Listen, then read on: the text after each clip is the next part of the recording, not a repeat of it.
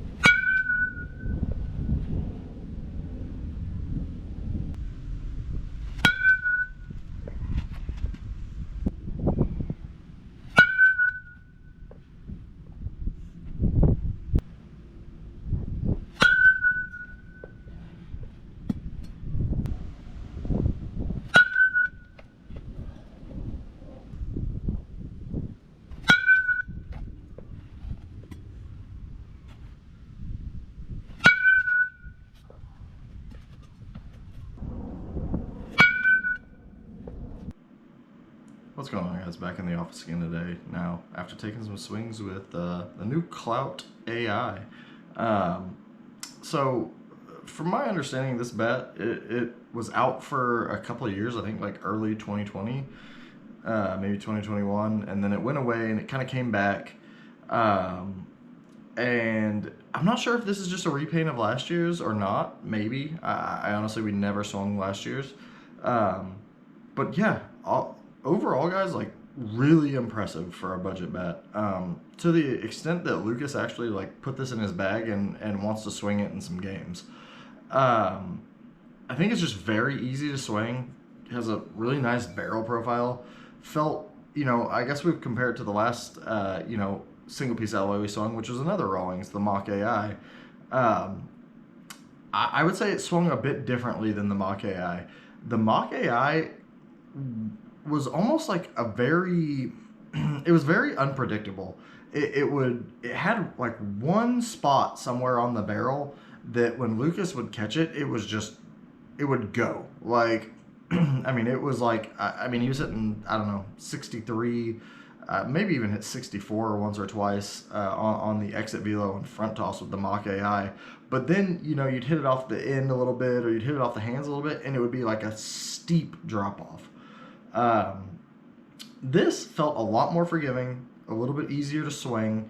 The barrel at least was, like I said, more forgiving, and still very hot for a single piece alloy. I mean, Lucas was getting, not quite as high as maybe, like his Icon or some of the other really hot composite bats, but I'll stop there and say exit velocity, especially when you're talking about this age, like younger ages, is, I won't say irrelevant, but just getting good barrel is way more important. As long as things, it's all relative.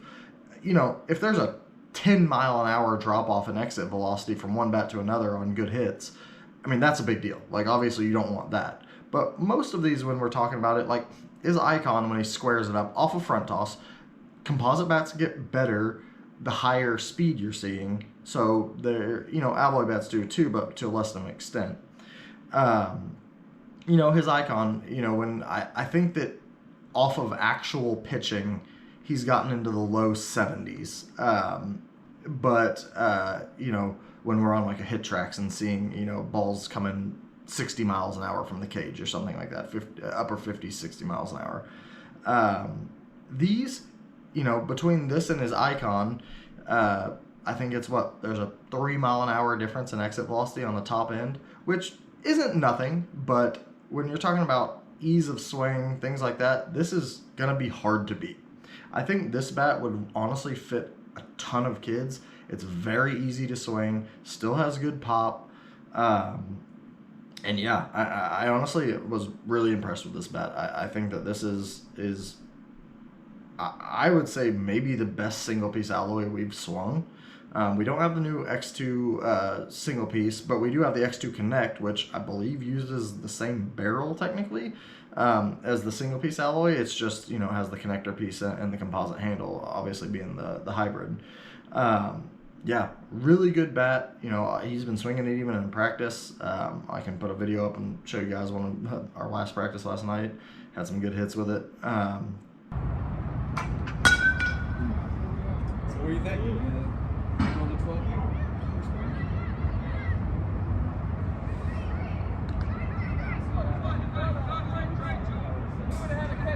And yeah, honestly, really good bat. If you need a bat, you're on a budget, this will fit a lot of kids. It's very easy to swing, still has great pop. And yeah, honestly, like it's almost like Rawlings have cracked the code a little bit as far as USSSA goes, and especially the higher drops. Almost all of their bats are really good. Like Rawlings is doing a great job in USSSA right now. I mean, the icon is obviously nasty. If you can swing it, the mock was solid, had really hot spots on it, and this is definitely their easiest to swing, I would say, while still being, you know, very good and competitive exit velocity wise. But yeah, all in all, guys, very good bat. I would highly recommend it. I would say if you either want an alloy bat or you're on a budget, or even if you're not on a budget. I mean, obviously we have pretty much all the bats, and still Lucas likes to swing this bat. So, yeah, very good bat, guys. Very, you know, shout out to a couple of the people that said try this bat out. It's actually really good, because it is very good. As always, guys, like and subscribe. If you have any questions or comments, throw them down there. Check out the website. It'll have all the stats on this bat. I'll still throw the exit velocity and stuff at the end of the video, but if you want to see the weight and stuff, it'll be on there. And yeah, as always, guys, see you on the field.